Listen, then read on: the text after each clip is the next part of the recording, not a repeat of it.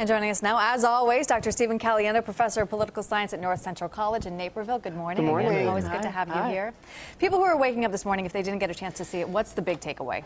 The big takeaway is that there's not much of a big takeaway. People don't vote for vice presidential candidates on the whole. There were some ideas expressed that I think didn't get expressed in the first presidential debate. It was a little bit more of an ideological disagreement, but that's because Mike Pence is more ideological than his running mate, Donald Trump, and I think he was able to get some of those messages through. How is this different from vice presidential debates that we've seen in past elections? Well, I mean, we haven't done vice presidential debates for all that long, and so we haven't had that many of them. One of the things I particularly liked about this, which did mimic a previous vice presidential debate, is the style, the seating.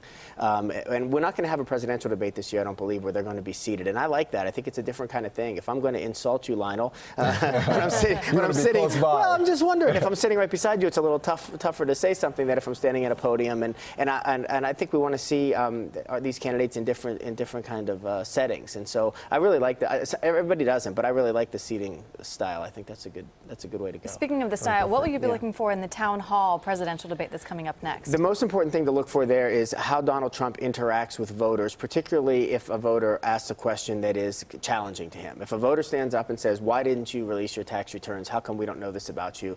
He cannot treat that person the same way he would treat Hillary Clinton or the same way he treated the moderator, Lester Holt, in the first debate. And so watching that interaction between Donald Trump and the voters is going to be interesting. And a lot of people say that maybe that might be his strong point, that format, interacting with people from the crowd as well. Yeah, that's one possibility, or it could be horrible. I mean, we don't know because he's never done anything like this before, so that's why we need to tune in and see. Did you learn anything new last night?